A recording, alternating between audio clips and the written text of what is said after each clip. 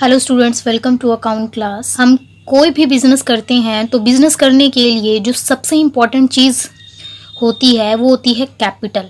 Capital दो तरह की होती है, ओन्ड कैपिटल एंड डेब्ट कैपिटल। ओन्ड कैपिटल में इक्विटी शेयर कैपिटल हो सकती है, प्रेफरेंस शेयर कैपिटल हो सकती है। शेयर कैपिटल के बारे में हम लास्ट चैप्टर में पढ़ चुके हैं। सेकेंड टाइप ऑफ कैपिटल होती है डेब्ट कैपिटल, मतलब ऋण द्वारा ली गई पूंजी।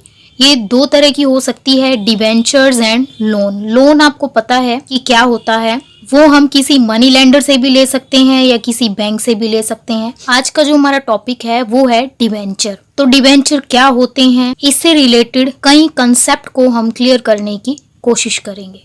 तो हम एज्यूम करते हैं कि कंपनी ने शेयर कैपिटल को इशू किया हुआ है और कंपनी को और पैसों की जरूरत है, तो कंपनी लोन के जरिए 10 लाख रुपए और जुटाना चाहती है। अगर इस लोन को हम छोटे छोटे टुकड़ों में डिवाइड कर दें तो वो छोटा टुकड़ा बन जाएगा डिबेंचर।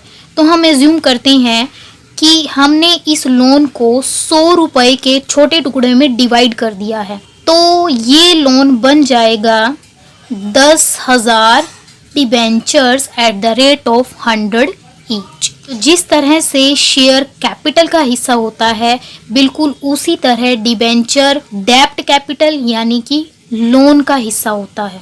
और डिबेंचर्स को भी कंपनी बिल्कुल वैसे ही इशू करती है जैसे कि कंपनी शेयर्स इशू करती है। फर्क सिर्फ इतना होता है कि शेयर खरीदने वाले लोग शेयर होल्डर्स बन जाते हैं और जो लोग डिबेंचर्स खरीदते हैं वो लोग बन जाते हैं डिबेंचर होल्डर यानी कि कंपनी के लेनदार।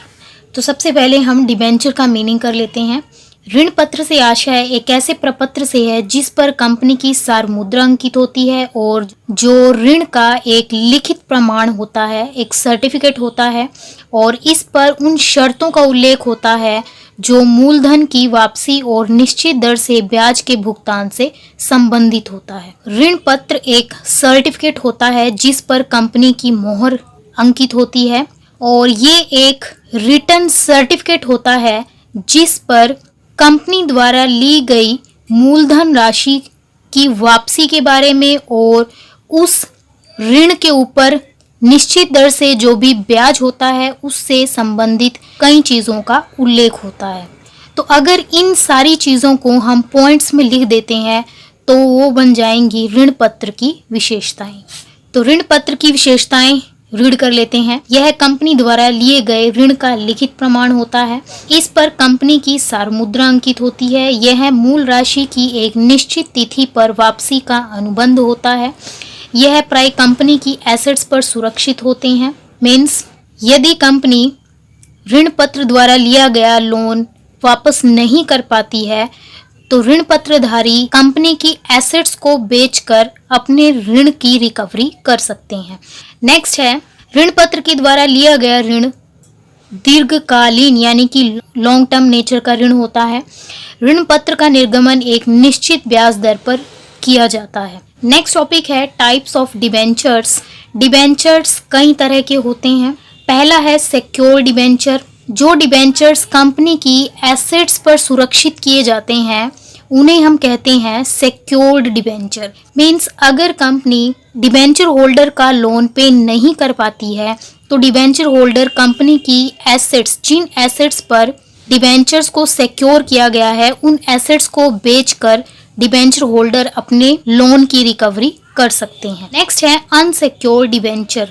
जिन डिबेंचर्स पर कोई भी एसेट्स सिक्योर्ड नहीं होती है उन्हें कहा जाता है अनसिक्योर्ड डिबेंचर्स। नेक्स्ट है रजिस्टर्ड डिबेंचर। जिन डिबेंचर्स की डिटेल कंपनी के रजिस्टर में होती है उसे हम बोलेंगे रजिस्टर्ड डिबेंचर।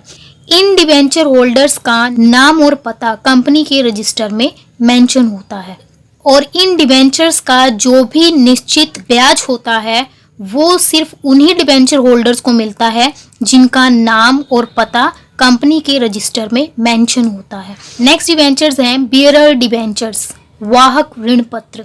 जैसे कि नाम से ही पता चल रहा है, इन डिबेंचर होल्डर्स का ब्याज उन्हीं डिबेंचर होल्डर को मिलेगा जिनके पास ये डिबेंचर्स होते हैं। बीरर डिबेंचर्स रजिस्टर्ड डिबेंचर के बिल्कुल ऑपोजिट होता है। बीरर डिबेंचर्स की डिटेल कंपनी के पास नहीं होती है।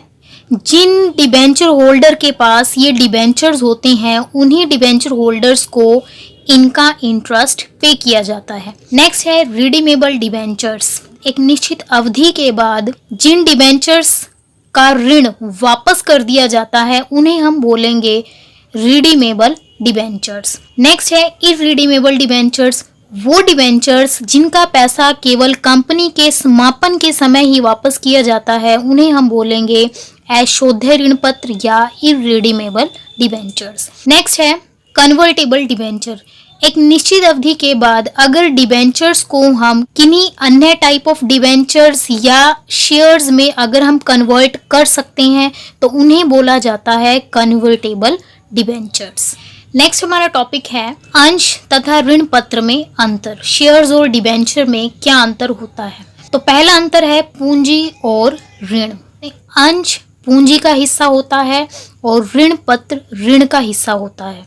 सेकंड है अंशधारी और ऋण पत्रधारी। जो लोग अंश खरीदते हैं वो अंशधारी बन जाते हैं और जो लोग कंपनी के ऋण पत्र खरीदते हैं वो कंपनी के ऋण पत्रधारी बन जाते हैं। नेक्स्ट अंतर है लाभांश और ब्याज को लेकर। कंपनी अंशों पर लाभांश पे करती है, डिविडेंड पे करती है और ऋण पत्र पर ब्याज पे करती है। नेक्स्ट अंतर है लाभांश और ब्याज का भुगतान। जब कंपनी में लाभ होता है लाभांश केवल उसी स्थिति में पे किया जाता है, बट कंपनी में प्रॉफिट हो या लॉस हो कंपनी को ऋण पत्र पर ब्याज हर हाल में पे करना पड़ेगा। अगला अंतर है रक्षित और अरक्षित।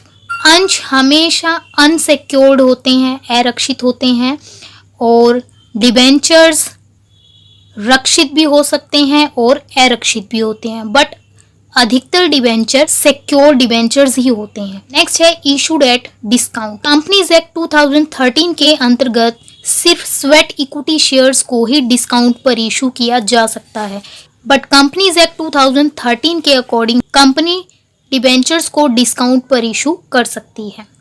अगला अंतर है वोट डालने का अधिकार। जो लोग शेयर खरीदते हैं वो लोग बन जाते हैं शेयर होल्डर, और शेयर होल्डर कंपनी के ओनर होते हैं, तो उन्हें कंपनी की मीटिंग में भाग लेने का अधिकार होता है और वोट डालने का अधिकार भी होता है। जो लोग डिबेंचर्स खरीदते हैं वो बन जाते हैं कंपनी के डिबेंचर होल्डर्स, और उन्हें कंपनी की मीटिंग में भाग लेने का और वोट डालने का कोई अधिकार नहीं होता है।